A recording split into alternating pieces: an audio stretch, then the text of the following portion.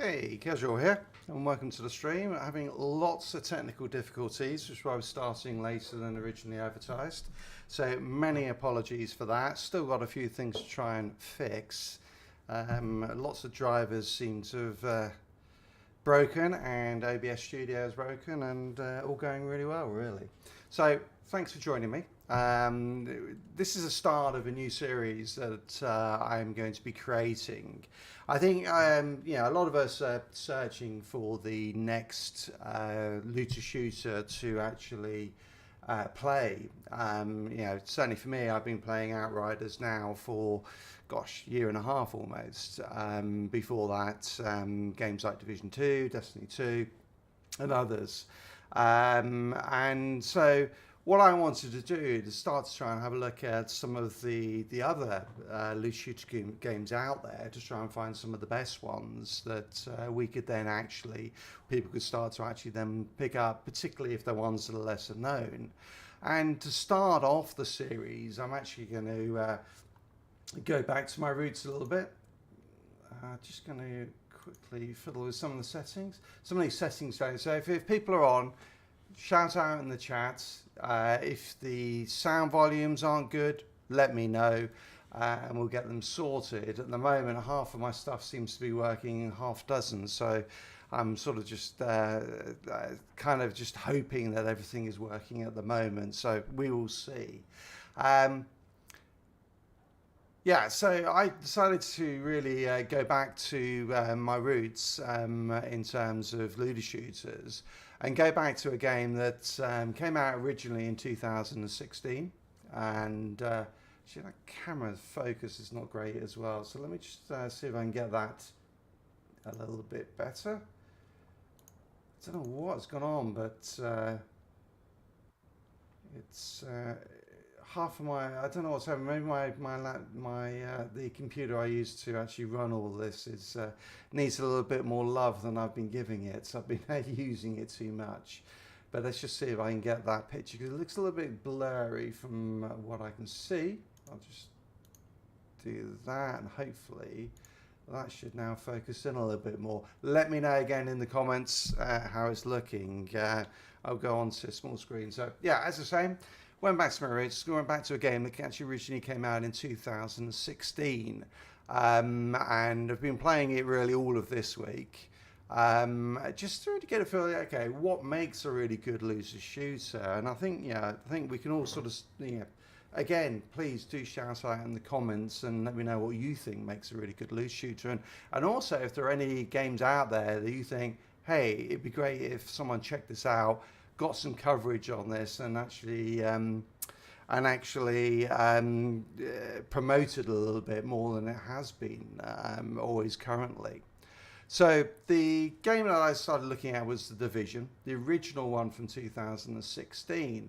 And what I was really surprised to find out about this is that currently, in terms of player count, there are almost as many people playing The Division as there are playing Outriders, which I found just ridiculous. I mean, I couldn't believe it, that a game that is now almost 7 years old is doing as well, if not better, than a game that came out only just over a year ago, which says something about Outriders and also some of the more modern games that are out there. Now, when I looked at it and I said, what are the criteria for making a really good looter shooter? I think some of that, obviously it's the content, the variety of game modes. It's, in some cases, the story. It's the, that progression through the game, and the loot grind. Is the loot good? How easy is it to get? What's the build creation? All these things, I think, factor into a looter shooter. But I think for me, actually, I've always sort of mentioned it was the content and the variety is one of the things that I think is incredibly important. Let me just change this one. Okay. All right, just going to type a message in chat just to make sure that it's working properly, because I'm just having so many problems with this at the moment.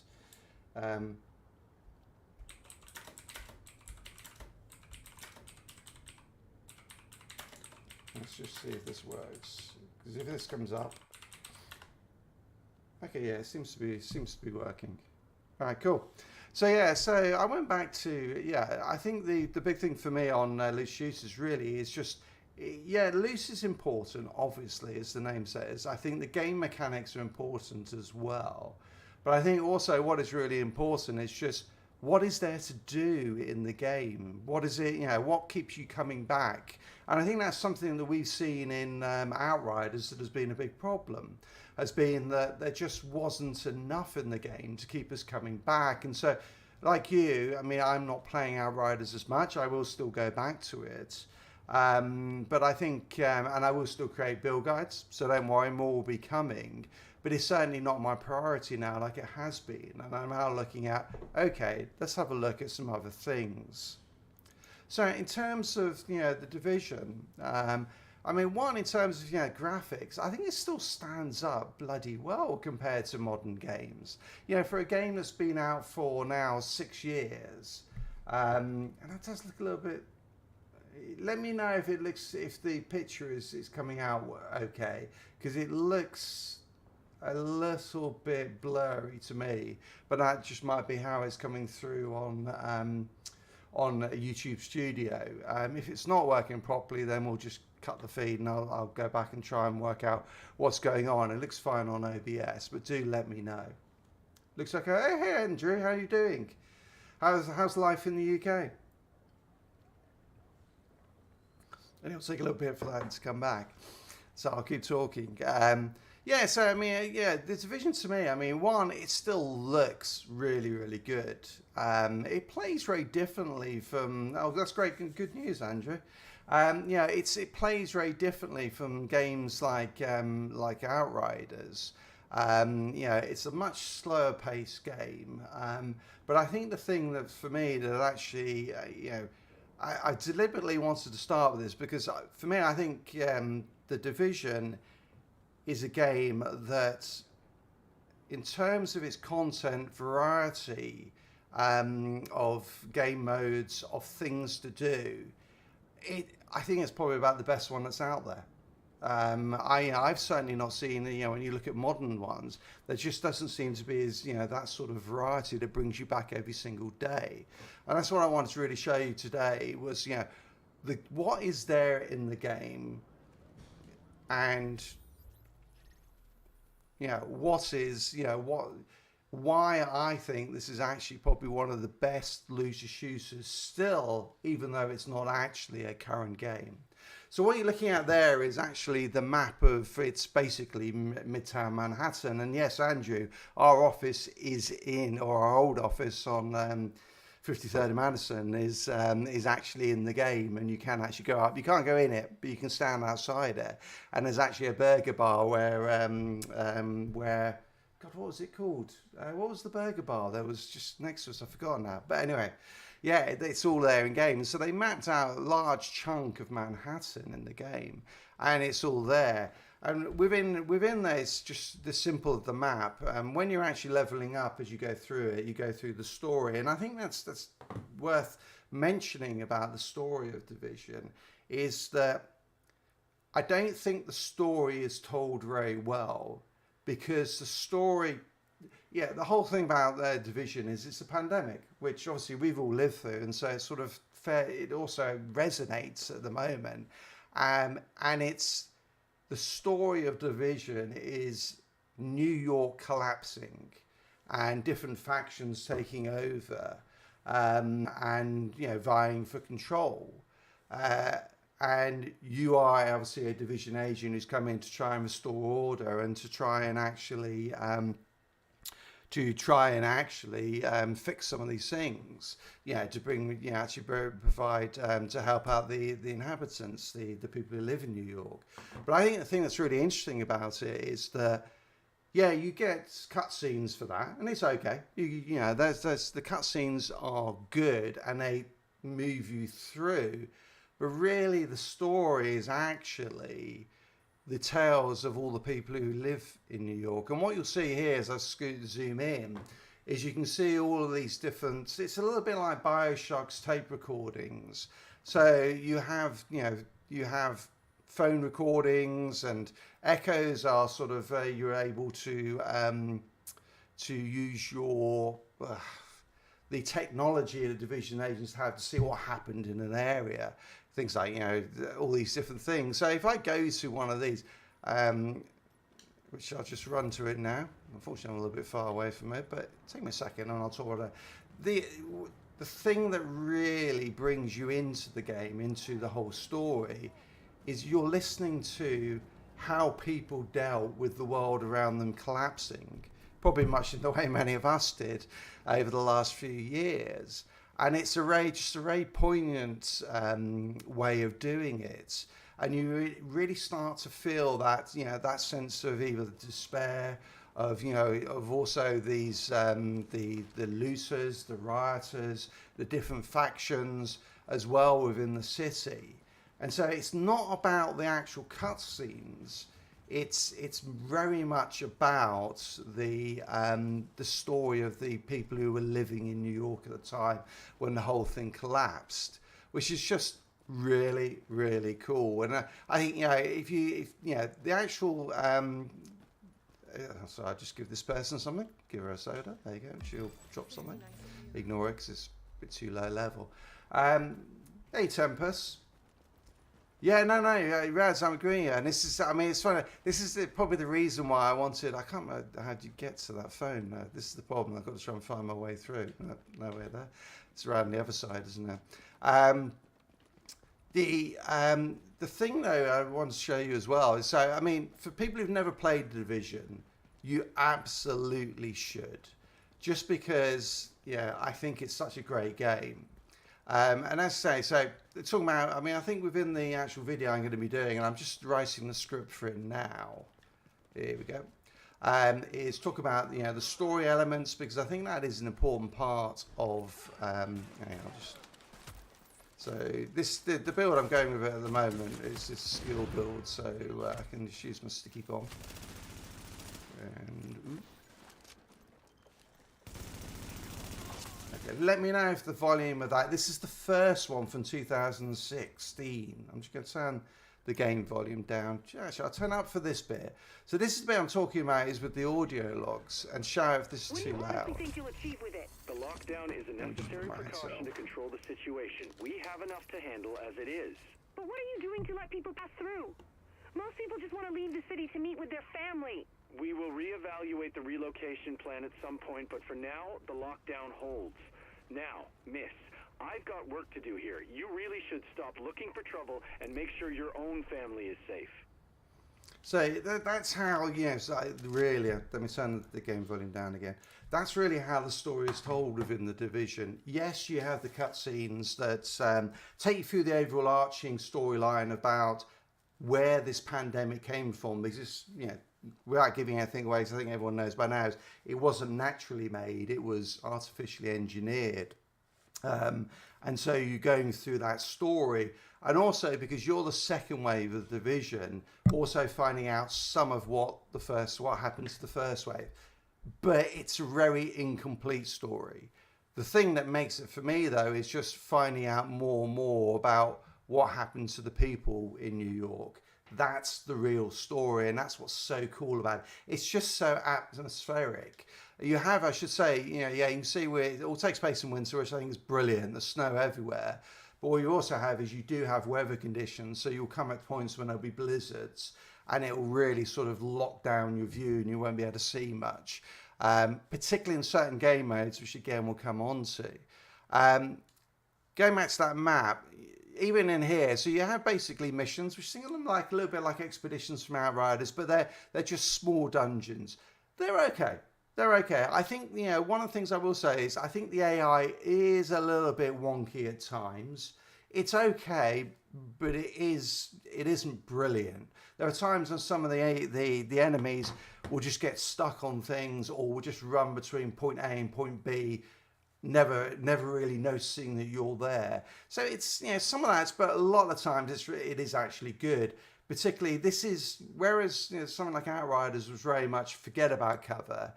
This game is very much about cover. If you are out of cover, in any zone where it's at the right level for you. And obviously, I got to max level with this one. You will die. Absolutely, you will get slaughtered if you're out in the open. So it's a cover based. It's much slower paced combat, and I'll show you some of that in a little bit.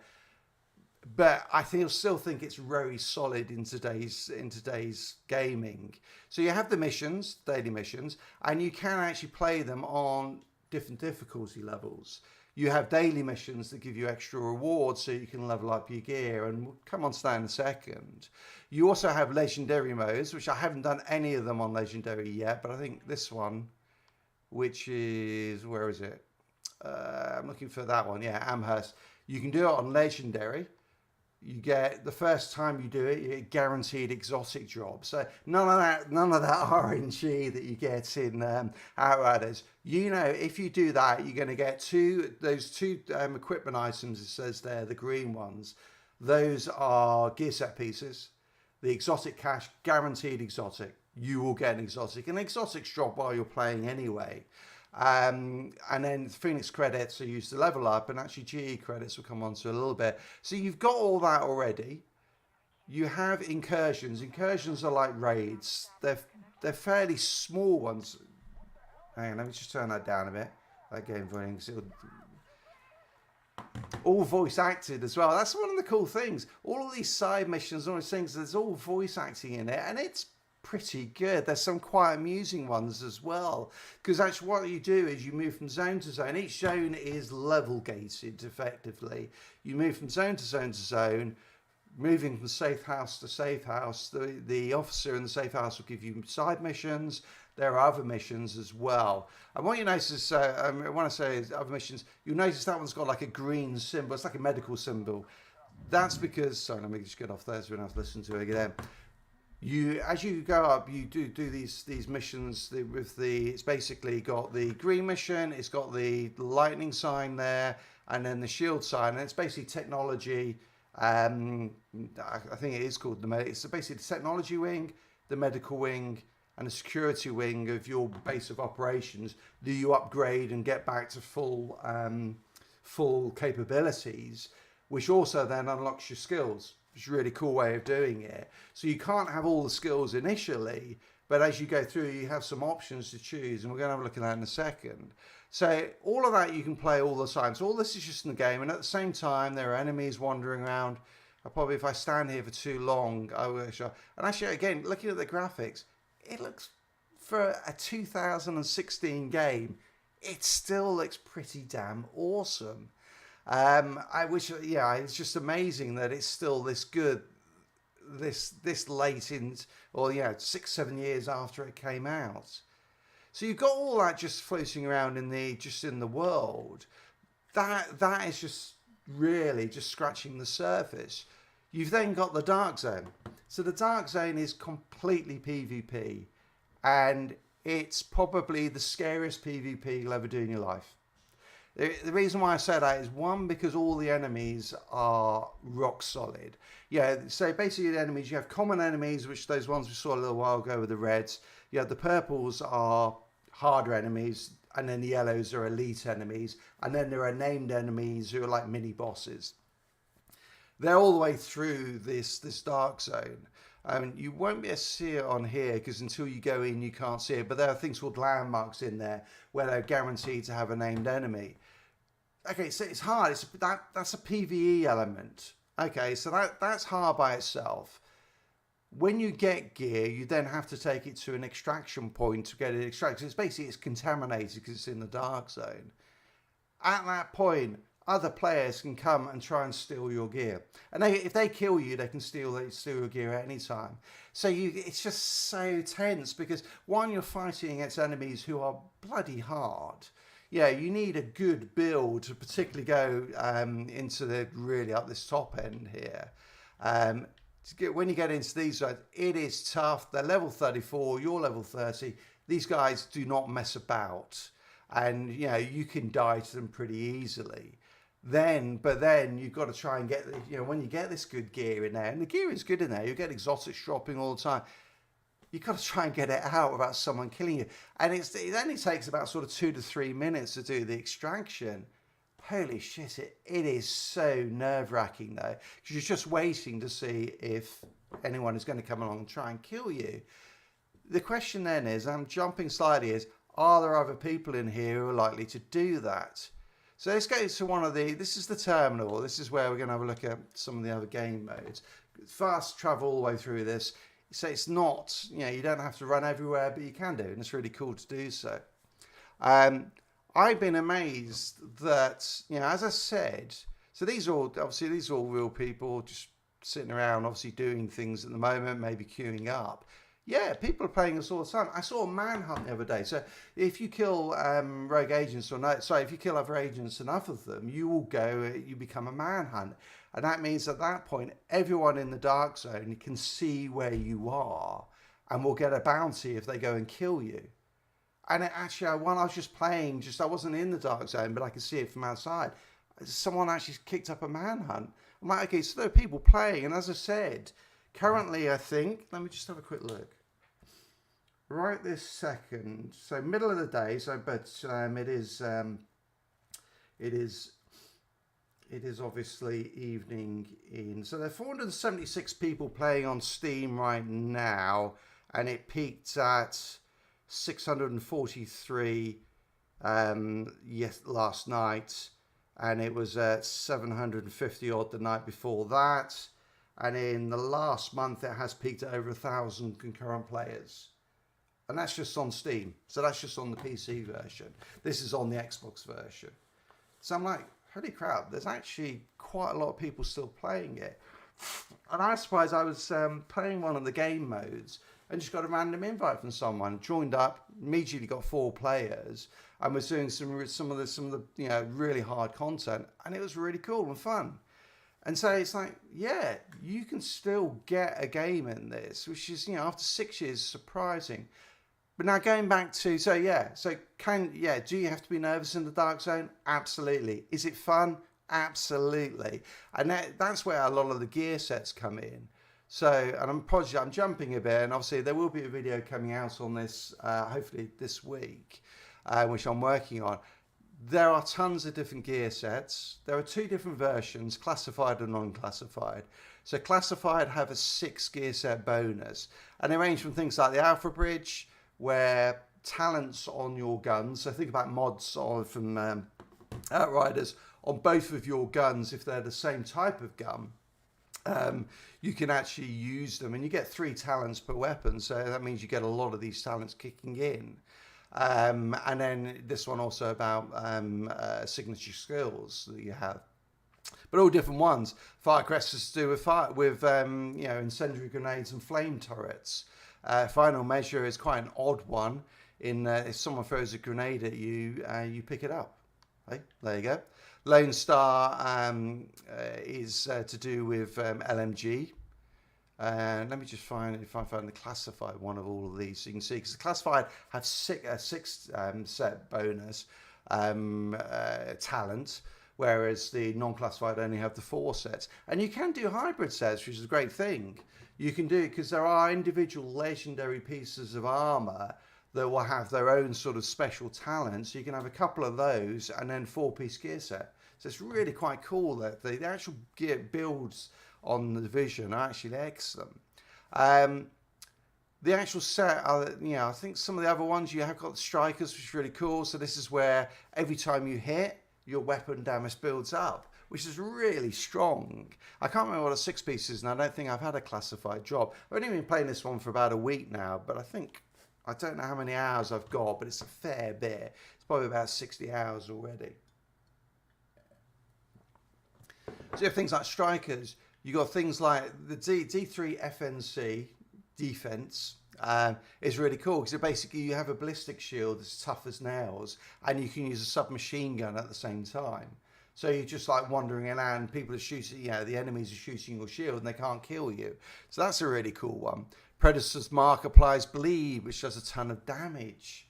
I think the gear sets are really, really cool. And I'm at the moment using, as I said, I'm using Tactician's Authority I'm working on the classified set.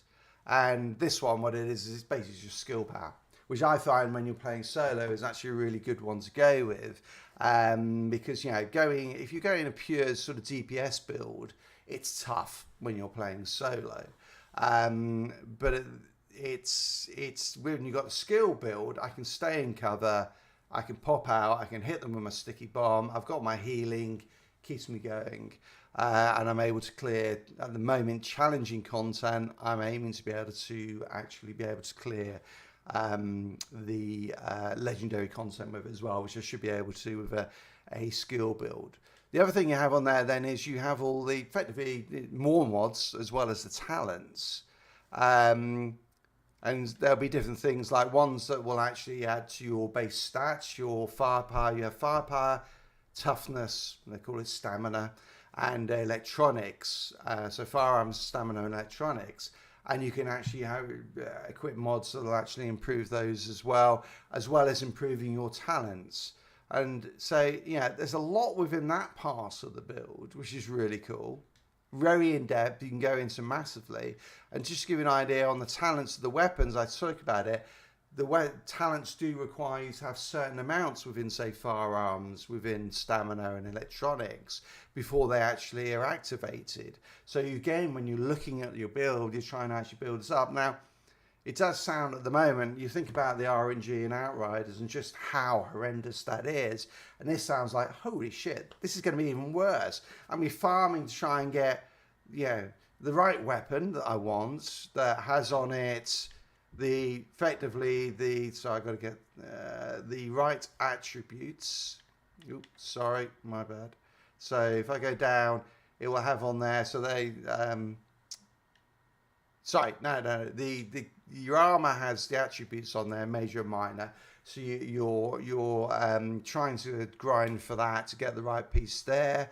It needs to have the right, effectively, firearm, stamina, electronics for what you're looking for. And it's like, God, there's a lot of RNG in there. You know, you've got 3 talents. Oh my God, that could be pretty horrible. The good news is, like Outriders, you can re-roll one of them. So you can change it, which makes it a little bit better.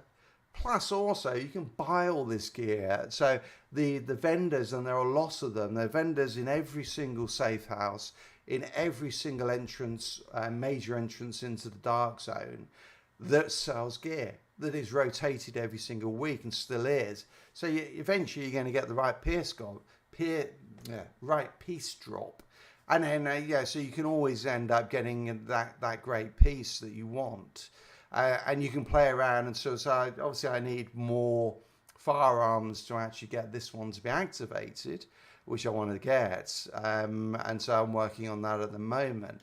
The other thing you have, so basically you've got crafting where you can actually craft your own gear, recalibration where you can go in and for any of these go, okay, I want to kind of recalibrate this, and you can change one of your three stats there. It's the 3 talents on the guns. Then when you've got that piece that you want, you can then optimize it. And what that means is I can level it up. So if I get I get a piece that's only gear score 270 and the max is 290, well, okay, you just actually, you grind for credits and division tech, which you get from doing pretty much anything in the game, and then I can level it up all the way up to max level. So, buying a piece of gear or finding it, as soon as you found it and you can actually say, okay, if I change one of its attributes or talents, it will be perfect. As soon as you found that, you're done, because you then just level it up. So I think, from that point of view, there's a bit of RNG there, but it's so much easier than some of the RNG we've seen. And I'll just show you here. You've got the special vendor who sells exotics, not really good ones. These are not some of the best ones. But then you say he'll be selling weapons, masks, and all these will be changing every single, and he sells those gear set ones, but changing every single week. So you're just waiting, really, if you can't get that piece, until it actually comes through here as well. So there's so many options. And then you also you're then getting gear. Enemies will drop gear. You will also get experience for doing anything, which then will give you a cash every certain experience point gain. Game modes then also gives you caches as well. But the one I think is great is that they're still running global events, and these are special events that allow you to just grind for GE credits, which was, I think we saw earlier, that you can then use to buy specific gear. Now it changes for each GE event, for each global entry. This case it's doing Alpha Bridge, Firecrest, Hunter's Faith, and Classified Tactician. And obviously I'm trying to build up my tacticians. So all you really do is you buy that. Thank you very much. Go in there. I can go down here. There it is. All right, and that's a guaranteed classified item. Wow, 290 drop as well, so that's bloody good. May not have exactly the right stats, but hey, just go and grind for another one. This one, in this case, that's actually fine because, to be honest, I can re-roll that reload speed, but other than that, it's perfect. Brilliant. And that actually gives me another classified set. So if I equip that, I'm still not at the 5. I've only got the 4 piece. I need one more classified there. So 2 more classifieds. And then I'll have, no, 1 more classified, isn't it? Yeah, 1 more. I've got 3 on. 1 more and I'll get the 4 piece. No, sorry, I apologise. Yeah, I need 5. So I need 2 more classified pieces to then unlock the next, my 5 bonus, which should be basically my skill cooldowns and my skill power. But I mean, that's, yeah, it just means it's fairly easy to get stuff. You can also, for lesser, and I haven't quite got enough, but the superior ambush, which is going to drop a random from any of the gear sets, or classified sets, or even an exotic. So if you've got everything you want, so you've got a full classified tactician set, or all of those 4, you don't want any more, brilliant. Just go for those ones, and you're going to actually then you'll get potentially get some exotics coming through. So as you're seeing, it's the ability there to be able to get the gear you want is absolutely awesome, which makes this so much easier. This is so each of the global events will have something special about them. For this particular one, if you are moving, you'll eventually, if you put on strategic ambush, if you keep moving while you're in combat, you start taking damage. So it's quite a cool one. It works well, actually. This one's actually a fairly easy one to do because it's a cover-based looter shooter. You want to be in cover and not moving, so it works perfectly. Because you then get the increased damage, but you won't actually be taking any damage yourself. And in terms of, they do have all leaderboards for all of this. Where is the leaderboard? Over here. I know I won't be on it, but they haven't updated it yet. Okay, it will update eventually, but and you can see everyone who's doing it. And in terms of getting the credits, you can either do the ones they recommend. So like this one, put it onto hard difficulty. We'll go and do one of these in a second because I think it's quite a cool way. Actually, yeah, we'll do one of these and we'll do something else. But you can see you get some 225 credits. Actually, the best way to do it is to do this one, but do it on challenging because you get 750 credits. So basically every 4 of those you can buy a cache, which is pretty good. And it takes, well, if you were in a team doing it, which at this time of day may or may not be able to get a team. Team doing it, you can probably do it in sort of about 5 to 10 minutes because you destroy everything on challenging. Solo, it might take me maybe 20 minutes to do it, but it's not too bad. It's not too bad at all. The other things you have in here, in terms of content, you have daily high value target officers and weekly as well, which will basically, again, you can see I can get GE credits for these as well. So they're pretty good ways, and gear sets. So you have daily high value targets. So, and basically it's like like the hunts and outriders, or sort of some of the ones, the manhunts, what are the bounties, whatever they are in Borderlands and things like that. It's just, a way, you just have a target, you go and kill them, and you get the prize. You then have the weekly, which are much harder, but you can see, you're getting 750 credits, 2 pieces of green of gear set as well. It's not bad, 110 Phoenix credits, but they are tough. Those are a tough squad to kill. But those. Okay, so you got that as well. You may have a serious set. Then you've got survival. Survival is absolutely effing brilliant. But I've got my. See, you should have known which game we were going to be talking about. But survival is absolutely superb. It's basically you can play it as a PvE or PvP battle royale type game. The scenario is that you are dropped into Manhattan. You have no gear other than a pistol. You are infected with a disease that is going to kill you after a certain amount of time, and it's in the middle of a blizzard, so it's freezing cold. So the infection puts a timer on it. The freezing cold means you have to keep finding cover or areas that are you have like those barrels that are on fire that you can stand next to keep yourself warm, or you will just die. You've also you've got to go around and then scavenge for gear.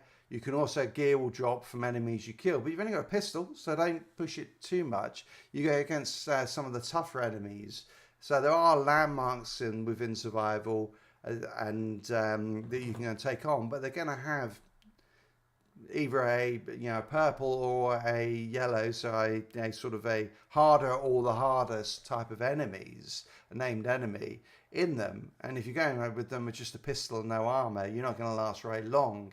So it's a case of trying to build up your gear. Hang on, I'm just going to turn the game sound off a second because it's just constantly going. I can hear it in the background. Yeah, you can really push it. And I've seen players who go into survival and immediately run to the dark zone. And I'm like, you're a better man than I am, or better woman than I am, because I know that I would die straight away. But it's just such a cool game mode. Now, it is fixed, to be fair. It is a fixed game mode. So what I mean by that is, while you will drop in different locations around the map each time, the landmarks and the different resource areas are all the same. So you can have to ask, you'll memorize where to go. So for example, you can go to a pharmacy, pick up medicine or painkillers that will actually slow how quickly the infection will kill you. So it gives you more time. You can go and pick up electronics. You can go and pick up fabric so you can make things. And you can actually eventually make enough gear that, one, you have a full set of high-end gear, and two, that you have enough clothes on that the cold doesn't affect you anymore. Depending how long you want to take in there. Do you want to play it quickly or not? All of that, eventually you have to go into the dark zone. That's the only way you can get out of it. To get extracted, well, you can die. That's also a very quick way to get out of it. But you eventually want to extract from the dark zone. You have to go in there and actually find something about, I can't remember, I think it's like the virus. You're just picking up something and taking it to an extraction point. When you do that, a hunter appears. So this is the same as the hunters that are in Division 2 if people have played it. But it's basically an enemy that is as strong as you. If you read my comment, I will say, my friends, that I am a capybara. Very good, Killmaster. There you go. But you also have to subscribe now if you haven't, and hit the like button. These hunters come, and also they also have skills. So they will, they will. A lot of them will have the seeker mines. And so it's they're just as tough as you are, if not more so. If you get in melee range, and there is a melee in here, but it's in the game, but it's not very strong, they will one-shot you with the melee. So it's just like you've gone through this whole game, and at the end you get this super tough boss. If you then kill them, you can then extract. And as I said, you have the option. You can just do pure PvE, which is quite cool. I quite like it. But then you can do PvP as well, which puts this added layer because, of course, as soon as you go to extract out of the dark zone, everyone can see you. Everyone can see that you're extracting, and so they can come along. And one of the things you can do is to troll people with that. This is one of the things: is the dark zone in terms of PvP. It's the ultimate troll zone. It's if you want to be a dick, you can be a dick. So yeah, within this one. Excellent. Which platform are you on, Dan? Let me know. And if you are, on this is the first division, not the second. So if you're on the first one and you're on Xbox, let me know. I'd love to join up, play a bit. But yeah, so what you can do is if you see someone's extracting, run into the area and your hunter will come along as well. Then run away and both hunters will take on that one person. It's just, which is just so nasty to do, but also slightly hilarious if you're that way inclined. So I think, survival, they should have, one, put it into Division 2, but two, they should have actually rolled it off as a separate game. And there are some rumours that maybe that's what we're going to get with Resurgence, which is the mobile game coming out sometime. Or maybe even in Heartland, which there should be an announcement on both of those in Ubisoft's Forward coming at the weekend. So look out for that. Excuse me. Now, so that's just that one. Then you have Last Stand. Last Stand, there are two PvP modes on top of if you want to do PvP and survival. So Last Stand is a 12 versus 12, I think. Was it 8 versus 8? I haven't played it since I got back on. So I will try all of these before I put the review on. But yeah, that's pure PvP. I didn't want to go in there until I actually had a proper build and a proper PvP build, because if you go in there with crap, it's a bit unfair on any players you're playing with. So we'll see. I haven't tested to see how easy it is to get players. I queued up for a survival and it took me 2 minutes to get into a game, which I thought was pretty damn good. Don't know how long Last Stand would take, but that's pure PvP, team-based. Quite cool. There are some, it's a case of you have to try and get, actually, there you go. I'll do this if I can. Hey, I'll put the sound back on.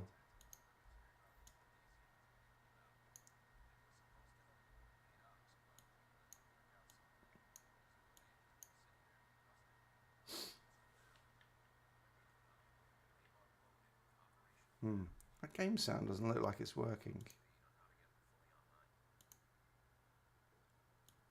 Let me just check it all out. Can people hear the game sound? Doesn't seem to be showing. Let me know if you can hear or not. If not, it doesn't really matter too much, but let me just run that in the background. So this shows you exactly what Last Stand is. Let me just see if I can... Properties... Looks okay. Yeah, the sound doesn't seem to be coming through on that. Apologies for that. I'll have to, as I said, lots of my drivers seem to have fallen over. But yeah, so it's a really cool mode that you're basically trying to accumulate resources within this area, and I think it's either 8 versus 8 or 12 versus 12. You can actually, there's sort of modifiers within there that you can spend some of your resources on that then gives the entire team a buff, which is really cool. I'll take that off.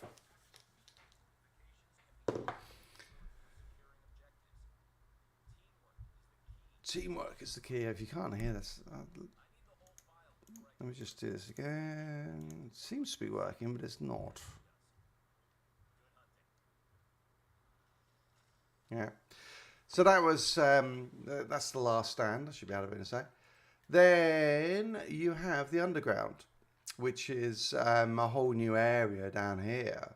And the cool thing about the Underground is that this is a procedurally generated. Okay, now you can't hear the game sound. That's so weird.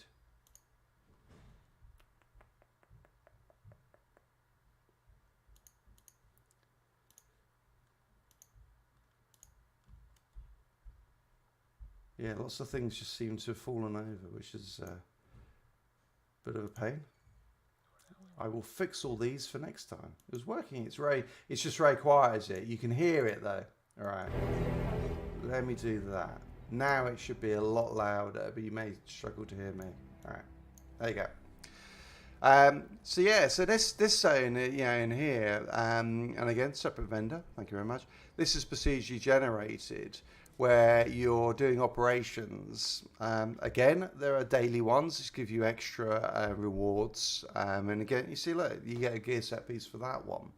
And we can actually run this one of these. I'll just do it on normal, because I want to do it pretty quickly. And yeah, this is random every single time, which is quite cool. But one of the interesting things about this is that you can, at any point within the actual operation, you might have a hunter appear. And so you don't know. And the hunters, oh, that's going to be way too loud now. Let me turn it back. There. The hunters are, there'll be one hunter for every player in your group. So I was playing this just the other day, and I said someone just asked me to join a group. We got 4 together, and we were running some of the toughest content. We were doing it on basically the max difficulty, and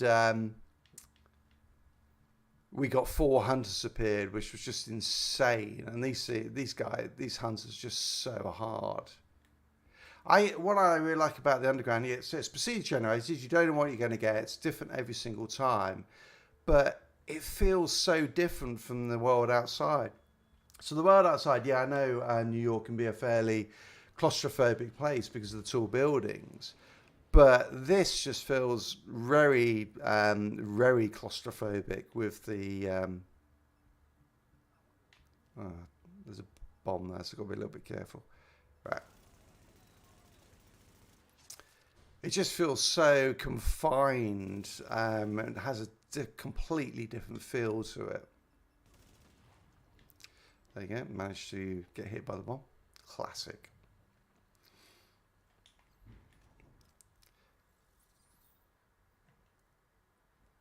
Good, thanks Andrew.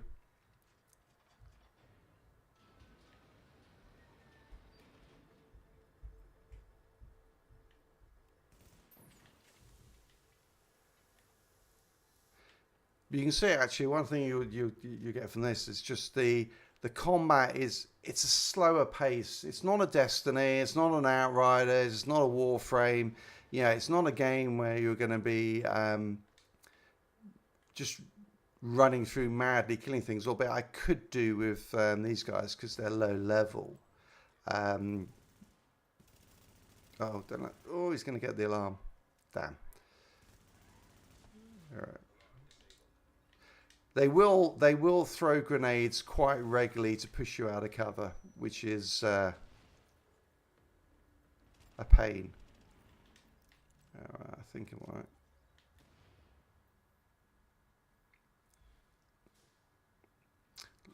Locate Billy Club. Oh god, I'm gonna get hit again. Okay. Yeah, the bombs are a little bit annoying.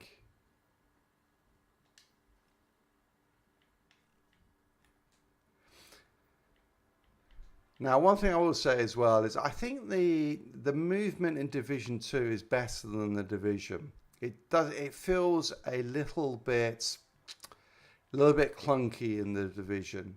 I mean, like to do a roll, if I do a roll now, it just seems to take for ages. So it's not quite as tight as the controls are in Division 2, but they're okay.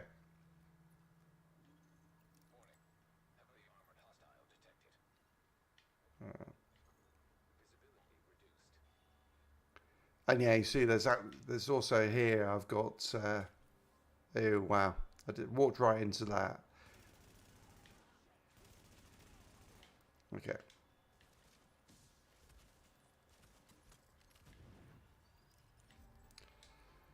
All right.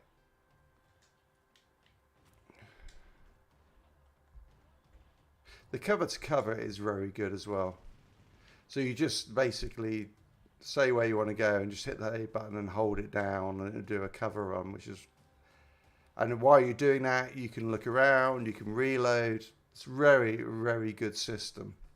I think one of the best cover systems I've ever experienced.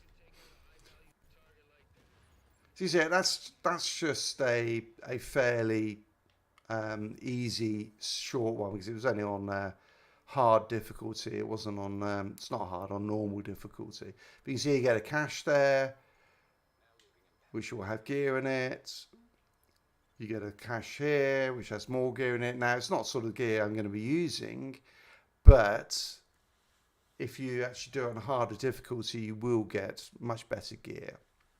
So that's underground, and you can really, okay, we'll go back to the options menu so you can see what it looks like. But it's actually pretty, you can make it as tough, as hard as you want, and also make it as long as you want in some respects. So you can actually do a custom, you can go all the way up to challenging difficulty. You can also then go, if you want, up to a 3-phase operation. When you're at the right rank, you see you need underground rank 20 and then 35. So it gives you a good reason to level up. You can then also add on sort of different, they call them directives, but it's basically modifiers, which will increase the amount of rewards you get and the type of gear that you get dropping, but make it potentially harder and harder. And some of these are, quite the shock ammo one it's an interesting one because basically you fire, but if you just hold the trigger down, at some point you're going to get electrocuted and you will be shocked. But the same thing applies to the enemies. So as long as you can just do bursts, you're fine. And you'll watch all the enemies that are attacking other than melee ones, they'll fire and then suddenly shock themselves. It's just hilarious. But it's just really cool there. So again, in terms of sort of replayability, it's giving you a huge amount of replayability to do. So let's just get out of here. And what I want to show you now, to show you, I think, one last thing in the game. I think that's pretty much all of the different. Oh no, I've missed one. That shows you how many there are. There is one more game mode in this, which is actually a really cool one as well. And that's the game mode is Resistance, which is it's basically a Horde Waves. So this was the last expansion they delivered. It was 1.8.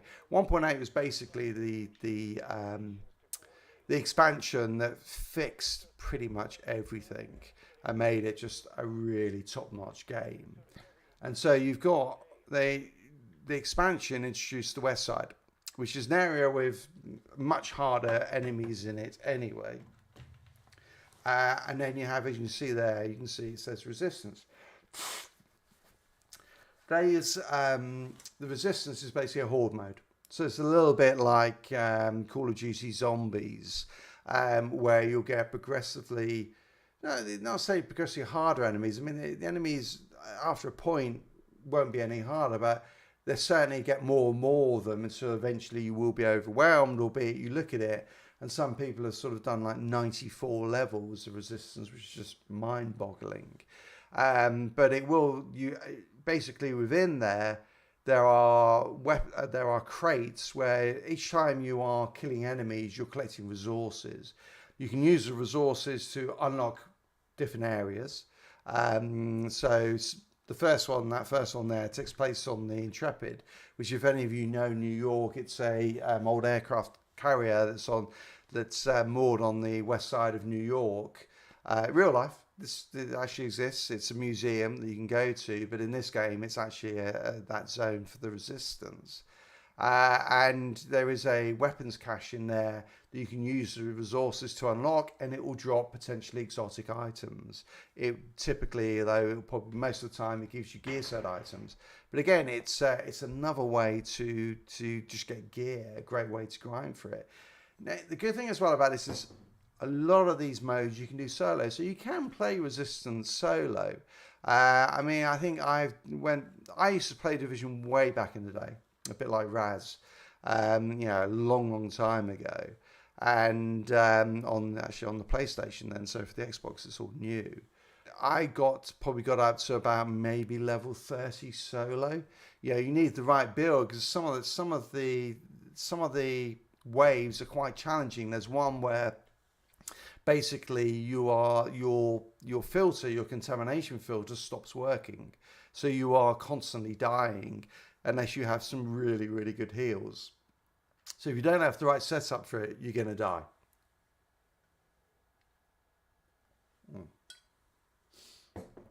So I think that's it's got you've got that game mode as well. There are 3 different zones of resistance as well. So you can see there's just an absolute freaking mass of different content. Just so much different content you can play, and you can just chill out in the dark zone. You can get up to level 99 within the dark zone. I think I'm lucky level 11. So there's a quite a nice long grind in there. There isn't really any reason to do it other than to say you've done it. But I personally, I love the dark zone. I think it's a lot of fun. There are a lot of people who hate the dark zone, but it is incredibly nerve-wracking being in the dark zone. So I think it isn't for everyone. So let me just go and I'll go and run a daily mission. And we'll do it on hard mode, stick on the strategic. So that's basically the modifiers for the global directive that's ongoing. The good news is I can just fast travel to it. And then when we've done that, I'll just do a little run around New York so you can have a look at the city that they've built, because it is pretty damn cool. I should say, you saw on there very briefly, you see you get supply drops. So within the actual dark zone, there are basically what I call public events going on all the time as well, which again adds to the to what's going on. Actually, I'll show you an echo very quickly. It's just there.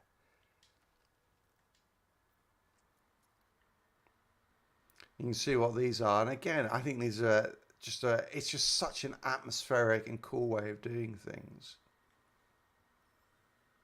No, you weren't, Tempest. You're going to get... Tempest, just remind me, you're on PC, aren't you? Because I've got this on PC as well. And so I will start leveling up because it'd be so cool to actually get in and... because if you've got a 4-man team, or probably even a 3-man, you can do all of the... let me turn the sound like there'll be bits you can hear. Put these on. It'd be so cool to be able to just run all the incursions. But so through this, you can start to find out about what the hell is going on in the city. And some of them are pretty, I have to say, some of them are pretty graphic as well. That one's a fairly tame one, but cool. Are you on Xbox? All right. Tempest, you need to get in here, and we're going to level up, and then we're going to hit the dark zone, and we're going to go rogue. Come on.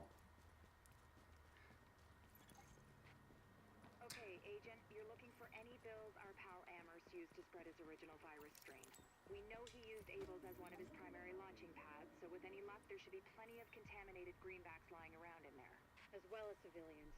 The store is one of the bigger refugee camps we've been monitoring. So Not to make a whole thing out of it, but if you don't find some unmutated virus I can use as a comp, we may as well give up any hope of creating a vaccine. So, no pressure.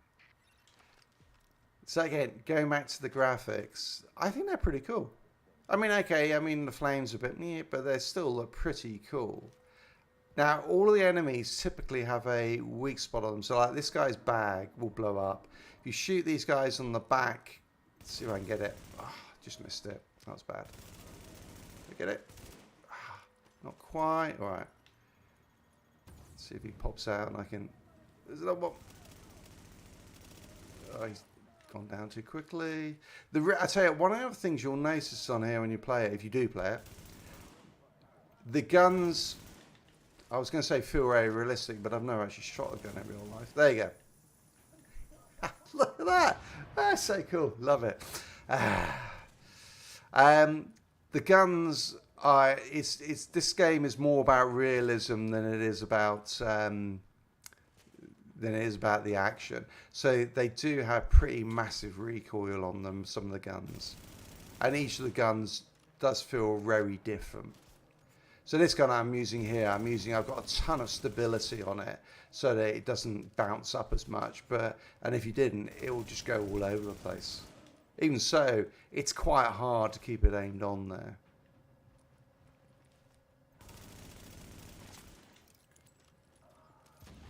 Warning. Oop. Temperature rising. Elevated levels of carbon dioxide detected. Uh-oh. Sounds like there's a fire in the building. I'll start feeding Isaac the structural blueprints in case you need them. Calculating route to emergency fire suppression system controls.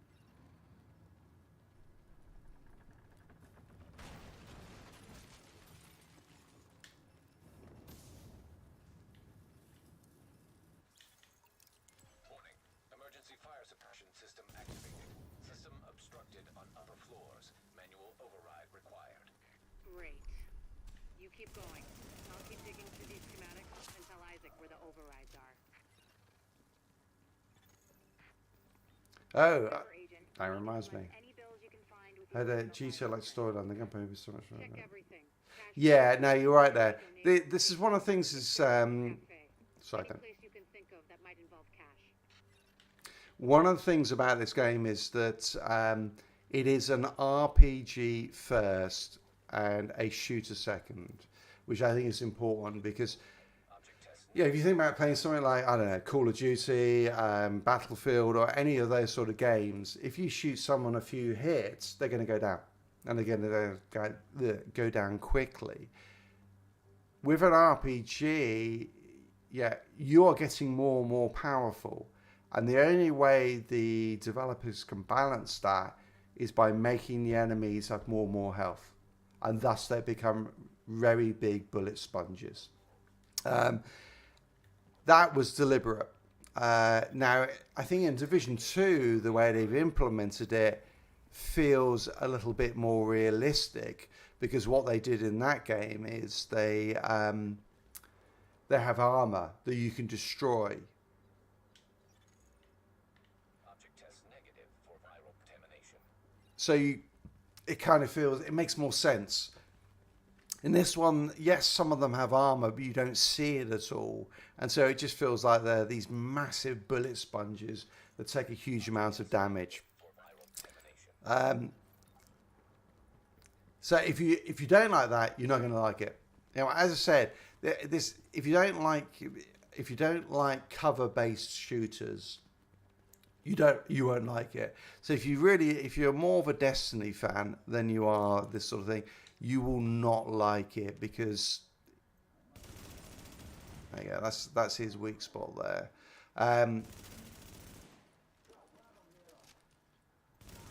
Because it's very slow, it's very methodical. If you push out into the middle like here, even with these guys who are not, you know, compared to the build I've got, they're not that strong. They will chuck bloody grenades, which will kill you very quickly. There are flame grenade as well, of course. But they will still kill you. Alert. Potential hostiles. And if you don't like that sort of style, don't play it. You won't like it.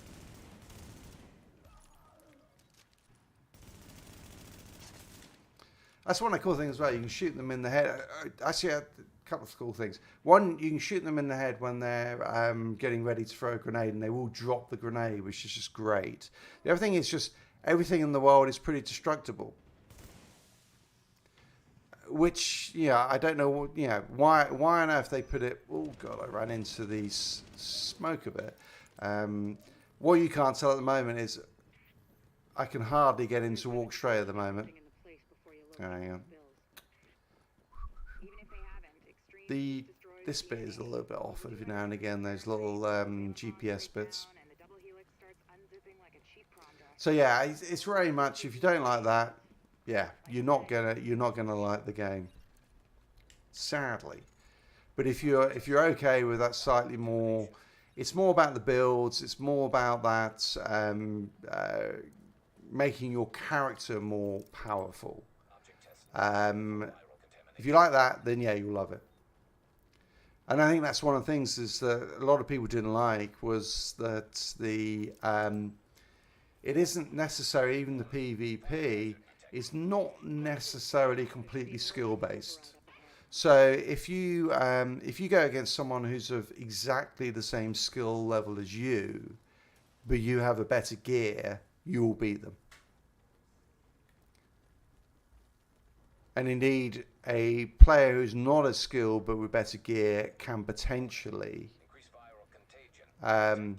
can potentially That's gotta be our virus-infected build somewhere nearby. Keep an eye out, but just don't lick them. yeah, I won't lick him. Warning.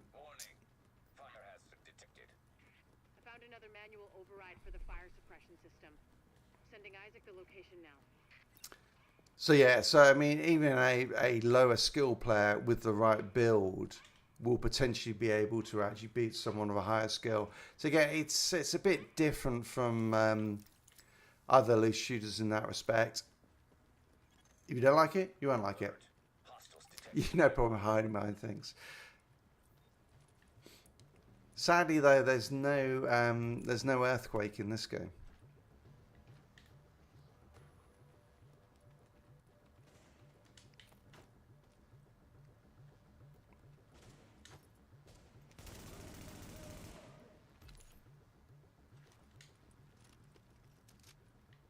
Yeah, it's coming up the side, yeah.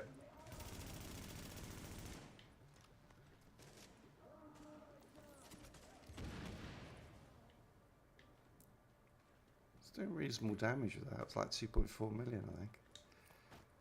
Don't look too closely. Actually, that's an interesting thing. So this is known as that's a problem, yeah.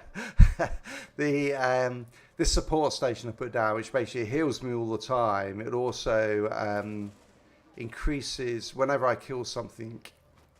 It speeds up how quickly I get my skills back. And whenever I don't consume any ammo when I reload. And you have all different ones.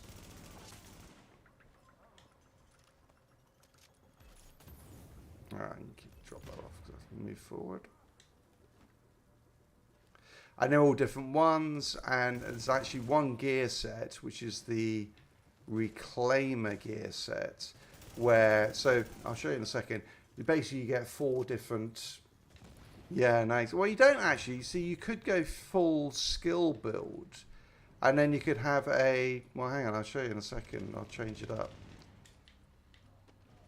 where you hardly shoot a thing. As soon as I get past these enemies. So there's a high value enemy. You get one. They're not too tough at this level, but... Alright. So if I go into into my abilities. So you can see these are all the different abilities. So you have a pulse, which is like a little mini... Well, Sly Dog, come back to it, because it's awesome. And there's still people playing. I was saying earlier, there's about, it peaked at 1,000 concurrent players on Steam, which is just insane that 6 years after it came out, it's still going. And the global events are still going. Anyway, Pulse, so it's a little bit like a radar. This is really good in PvP because of, I think it was, that one, because you get a massive damage boost. And look at how much your critical hit and critical damage go up. I mean, that's just like a massive damage boost that you can get. Then this one's like just a healing with different bits. So, that one I can fire at my teammates and revive them. Stronger. But again, this one temporarily increases damage and resistance, which is like awesome. This is what I'm using. So I've got the support station. You have one that just automatically revives, gives you immunity from status effect, which is really important on one of the raids, the incursions, which is Dragon's Nest, because it's Dragon's Nest. No, it's not Dragon's Nest. It's Dragon's Nest. One of them. I can't remember which one it is off the top of my head now. But basically, there's 2 actually. One is Stolen Signal, where that was interesting. Where the floor gets electrified, but if you're using this one, you're immune to it. And another one where the whole area gets set on fire. Again, this gives you complete immunity to it. Sorry. Then, so those are that one. Then I'm using the sticky bomb. Different types of sticky bomb as well. So this one is blind. This one does an EMP alternative, so knocks out any their skills. We'll put the turret on. Let's go for the turret. So you can see what it's like. Actually, what I can do is, yeah, no, I'll do that. We'll do the turret. So this one actually, turret does more damage and pulses them. So you get the advantages of that pulse. You got a flame one, which is cool, which goes very well with the flame strike. I can't remember what it was, the gear set. And then this one shocks them. Doesn't do any damage, but yeah, it means that they're constantly. That one's great in PvP because it works on other players, which is just hilarious. So let's just leave it on this one though, so you can see the sort of damage it does. We'll do it on that one, I think. And then I'll put on Seeker Mind as well. And you have different ones. So I think let's go for the one that splits. So this one splits into lots of Seeker Minds and goes and finds them. There's the Ballistic Shield, where you can have one that also pulses. Again, you get more. You get weapon damage goes up, or you can have actually heals you the whole time.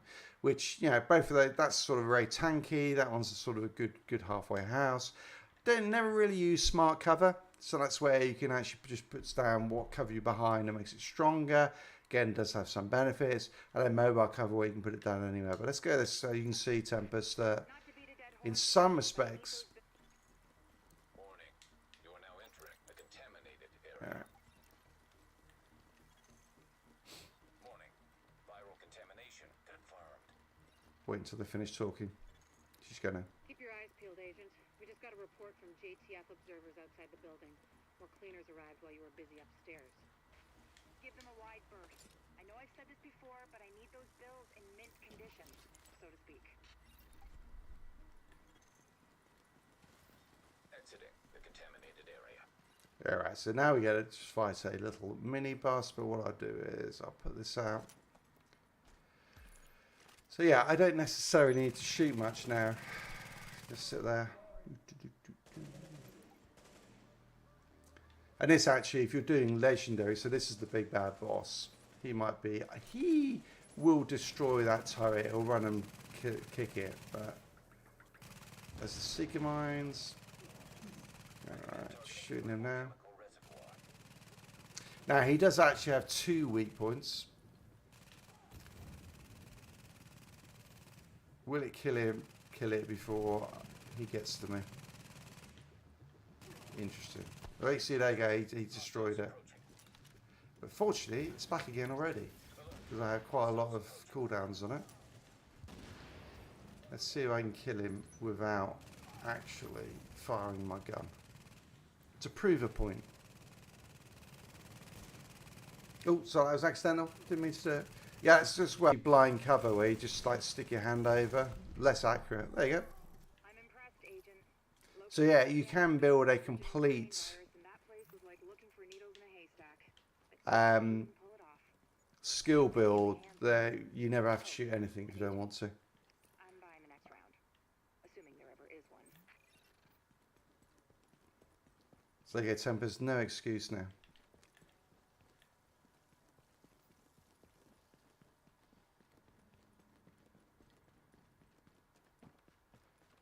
Now, there you go.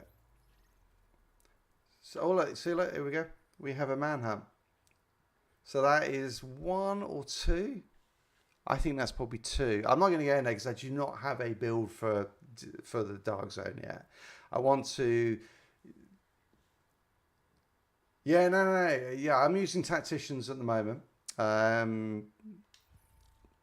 So yeah, I'm working on. There's actually a global event this week.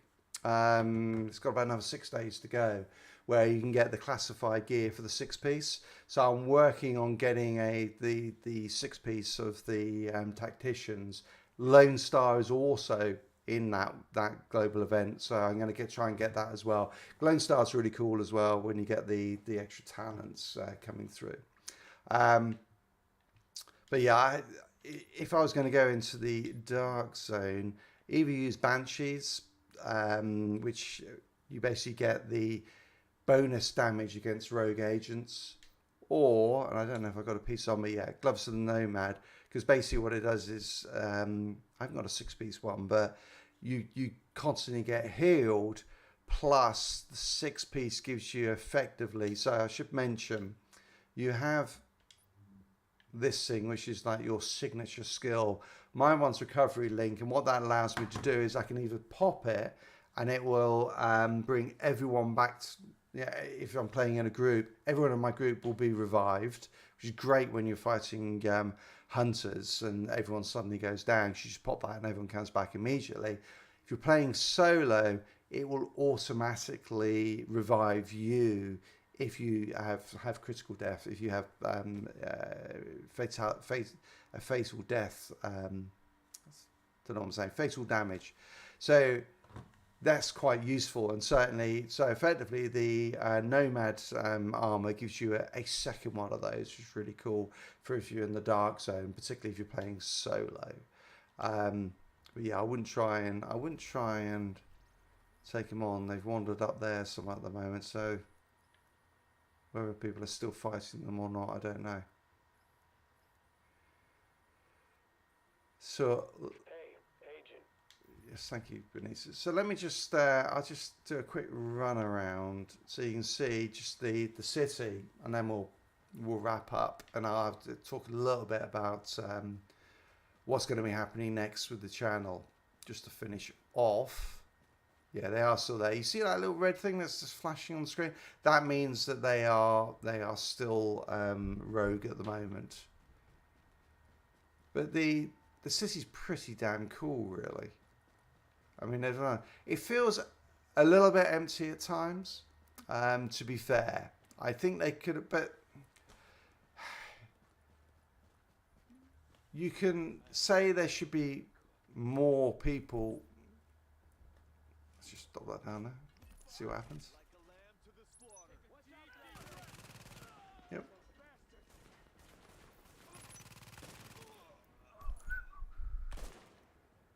Oh, he's not going to shoot that one. Oh, it's for them. There you go.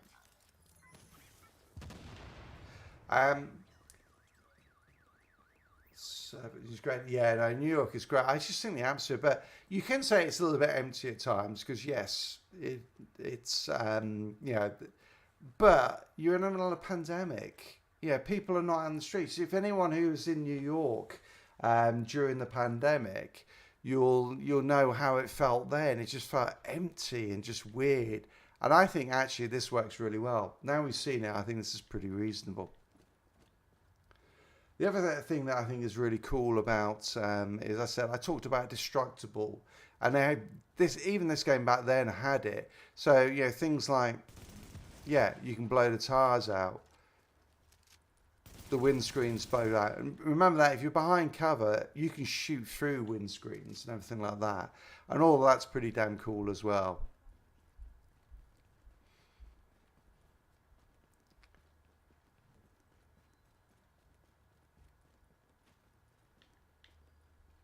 And all the little alleyways.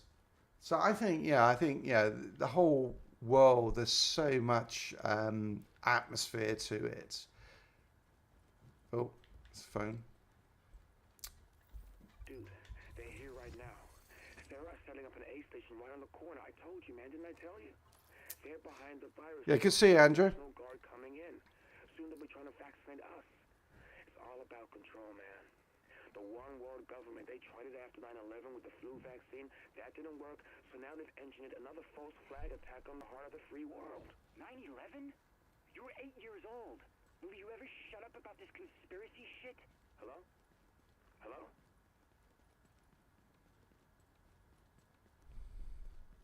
And each of the areas, I think, it has a different feel to it. So if I go down to, let's just go down to, this is a tough area. I should probably change my build back, but hey, let's go for it.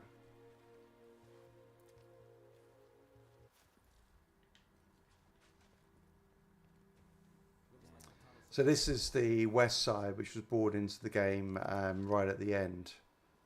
So in as I said, patch 1.8, which was about a year and a bit after the game originally came out. Look at that. New objective. Reach the signal. Let's go for it. Yeah, I'm with you, Sly Dog. I agree completely. I thought the campaign was great. I thought the base game actually was much better certainly than Division was when it first came out. Okay.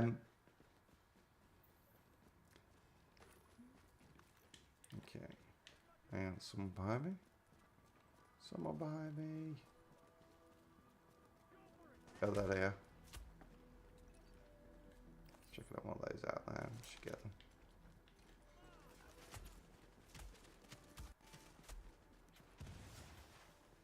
Yep.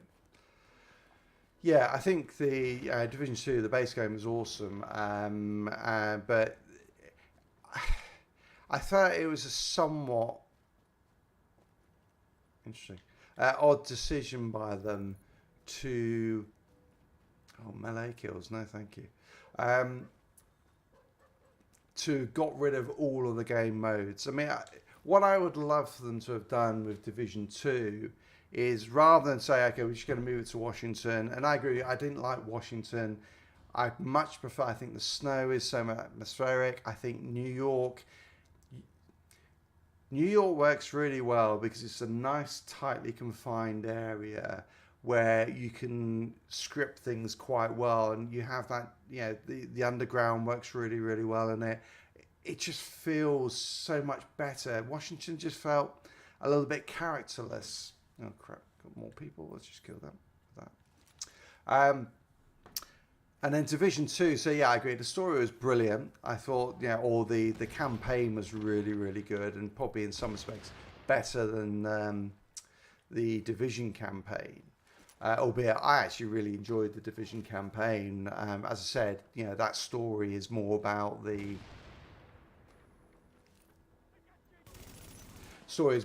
what happens to the people than it is about actually the virus and all that.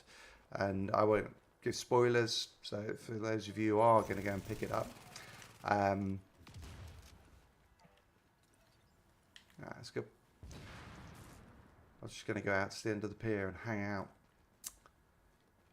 But then, the decision what I'd love them to do then was say, okay, let's start with New York and expand what we already have to widen it out. So, okay, let's bring in the whole of Manhattan. Let's bring in, I don't know, Coney Island, Staten Island, which obviously they brought that into the second game anyway. And actually just expand on what they have, keep the game modes that they already have, which, let's be honest, all these different things to do was what made the game so great when it finished. By getting rid of that and then starting from a blank slate, I mean, they went out and they only had a few game modes, and it just, the AI is, you're right, it is much more aggressive as well. In some respects, it's better. In some respects, I think the way it flushes you out of cover is probably a little bit better. This one is basically you get tons of grenades thrown at you, which is actually where the final measure gear set works really, really well. I mean, I will look at Division 2 in this series. So let me just talk a little bit about what I'm going to be doing then. So I'm doing this series now. And trying to find the best, the greatest, whatever, the best looter shooter ever, starting with the Division. So I've been playing this. How many hours have I put into this? Let me have a look. Too many. It's probably the answer.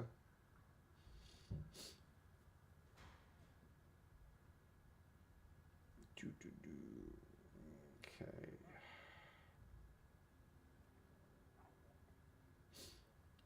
So, to date, I have put in about 61 hours into the game. So I think, for what I'm going to try and do is each week, I'm going to pick a different game. I put in 60 to 70 hours in it. Funny enough, I'm going to keep playing Division just because I think now I've gone back to it, I'm just like, this is so good. It's so good and so fun to play. So I will definitely go back to it. wonder if they're going to see me. Maybe not. But I will try and actually then move on to another game next week. But I've just got to do I'll get the video out, and I'll try and work through maybe on a 1 to 2 week schedule, going through all these different ones. So have I played Destiny or Warframe? Absolutely played Destiny. Played a lot of Destiny as well over the years. Destiny is probably going to be the next one, the base game again. And again, I'm curious to see how many people play it. But I mean, that again, when you think about, Destiny 2 has been in a pretty rough place at times. Whereas Destiny, when it finished after the, God, what was it called? The Iron something, wasn't it? Was the Iron Lords? Iron Lords, was that the last one? But, it was in a really good state after The Taken King came out. And then for the expansion after that, I'm going to go back and play that one as well and just see, do people still play this? Can you still get a game? What's it like and how does it stack up now? Because I think actually I think we're going to find that there are a number of really good looter shooters out there that if you're looking for a game, you don't have to. It isn't necessarily the best thing to do is to get the latest one. So I think, me personally, I think Division is a way, way better game than Division 2 currently. I suspect Division 2 by the end of its life cycle will get there, but it isn't there at the moment. Destiny 2 now feels like it is getting there. And I'm not a big Destiny 2 player. I played it for probably about the first year, but then put it to one side. Probably was a little bit before Outriders came out, but I did play a lot of Outriders. But yeah, I'm trying to think there's going to be a lot of games where we're going to say, actually, this is a better game to play right now than it would be to get the latest one in the series. Have I played Warframe? No, and that's one I'm actually really looking forward to. Particularly as a free to play, isn't it? So no excuses. And there are a number of others. I played Tiny Tina's Wonderlands, put in quite a bit of time into that one. Put in a fair bit of time into Borderlands 3.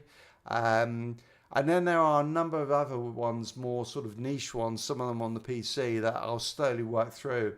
Just try and do them every couple of weeks, put in a 60, 70 hours to them, and then sort of come out and say, okay, is it worth playing? Well, are they any good?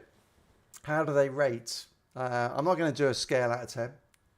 I might do, if any of you watch Josh Strife Hayes, I'll do a Josh Strife Hayes out of 10, which is, like the Division would be a COVID-inspired out of 10. All right, you've played it for a fair time.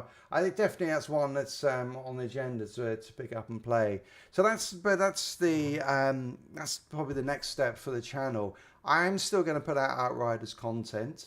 I'm not just going to stop doing that completely, but I'm not going to be. It's not going to be my only game.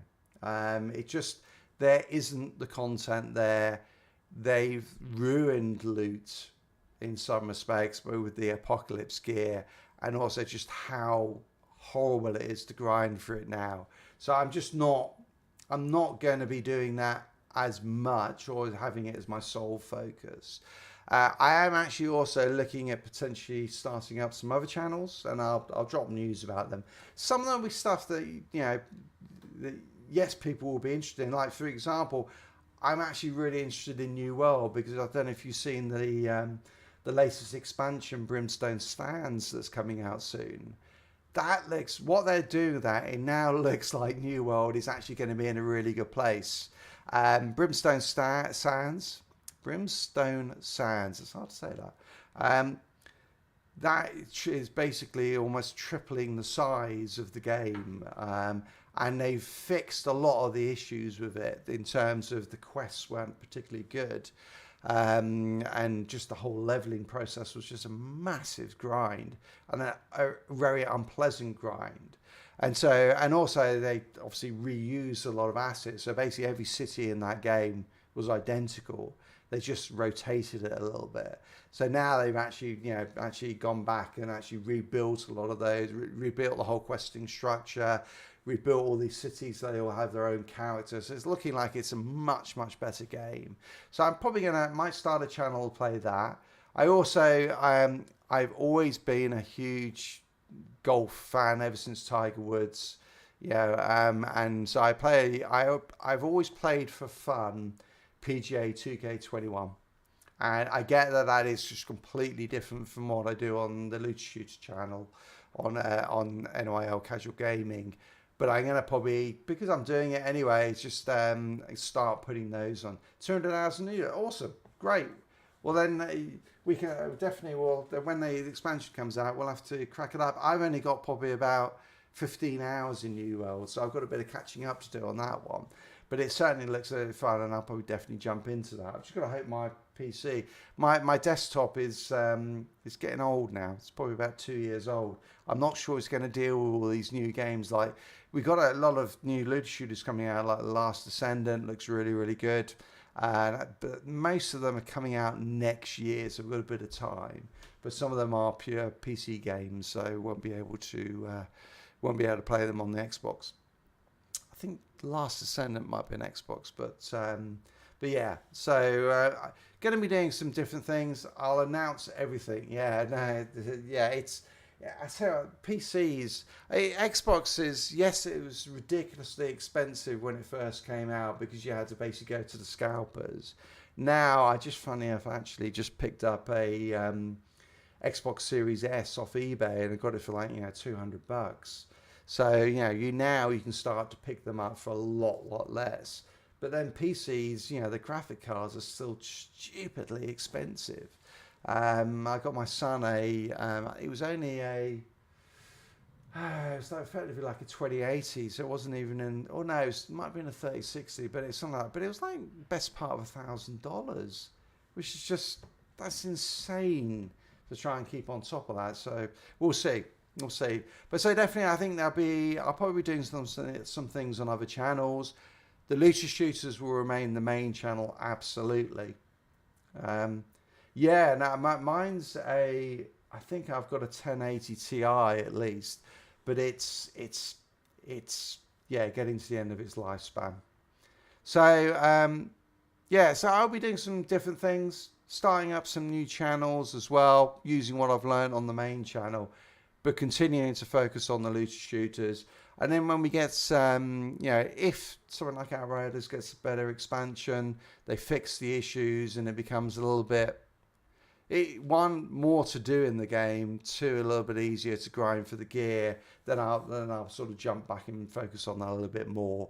But I suspect that I just don't know if PCF are going to do that. I don't know if Square Enix PCF are really that interested in Outriders, because World Slayer to me felt like it was a bit of a money grab in the end. It was we didn't cover all our costs. Well, Square Enix didn't cover all their costs. Let's just get some money out of people and throw them some content. I agree with you, Slider. Absolutely agree. Having sort of weekly events, and to be honest, it would be so easy for them to do that. One, because of the way their zones are. So because they have each zone is in a small area, it's really, and it's not a whole open world, you can do things in those zones pretty easily and just slot them in. So there's that. And so they could definitely put in things like, the idea of having legendary hunts, legendary bounties, where you get maybe, specific gear. Okay, open up all of the expeditions and say, these 4 you get chest pieces. These 4 you get whatever it might be, helmets. But give us something targeted loot. Give us the ability to go for targeted loot to make it easier to get gear. Because you could just bomb through. I've been using the Technomancer Cold Snap build. I'm taking 5 minutes to do an expedition. So I can just grind for gear, like no business. But it just doesn't drop, and I just spend up all my time dismantling it. But it's also, what's the point of the grind? Why? We don't get anything for it. In fact, actually, it gets worse because, of course, with the way the status power scales and some of your other, and the way the enemies scale, actually, all you're doing is making it ever so slightly harder for you each time, and the only thing you're getting out of it is a slightly better chance that Apocalypse gear will drop. It's like, well, what's the point then? I mean, I think, you know, in this game, you know, to get to level 30, you'll do really quickly. You could probably do it in, say, 15 hours, just chilling out. You know, I mean, if you want to do a completionist and sort of finish every side mission, every mission that's in there, take you a bit longer. But I mean, and I would encourage that. Just say, chill out and just, you know, take your time on it. And then you go from, you do up to level 30, and then you have world tiers. But the world tiers take 2 hours to get from world tier 1 to world tier 5. So I think, yeah, having the gear gating, level gating to get into things like incursions, to get into like challenging modes and stuff like that, I think it's great. It works really well because it gives you a reason to get there. You want to get there because then you can do the hardest content and experience new content. You just don't have that in Outriders. You know, it's just like, well, I've done everything, so what's the point? But yeah, I agree with you, Tempest. It would at least mean it would make it, you can start working on the other classes. I've got sort of, I think, 2 classes now into the mid-60s. And I'm just like, I just don't know if I will get 1 to level 70, and that's it. Probably 75, isn't it? That's probably it. I'll do 1. I'm not doing, I don't want to do the grind to get any more than that. Which is just sucks, really, doesn't it? It's not fair. That's not good at all for a game. So there you go. So that's what's going to be happening with the channel. I'm probably, because of the nature of what I'm doing with the best looter shooter ever's, it means maybe it'll be 1 video a week, 1 video, you know, and we'll see. And, you know, if there's other stuff that comes out though that's particularly news stuff, I'll try and get more videos out, probably do some more shorts.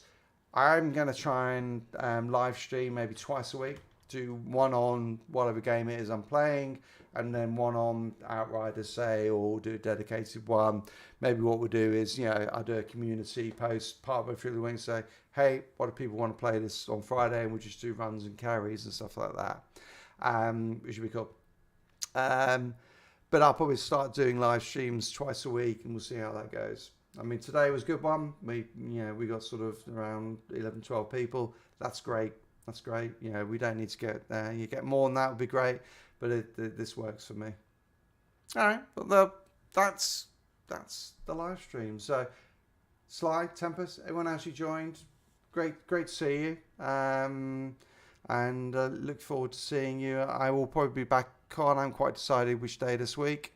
But I'll get into a regular routine, probably something like Tuesdays and maybe Thursdays or Fridays. Fridays I fly once a month, so I go out to Colorado. But what I'll try and do is I'll do 1 at this sort of time, about 3 o'clock, which works obviously for people in Europe, and then I'll do 1 maybe at slightly later on the other day, so starting maybe at about sort of 7 o'clock for people in the States.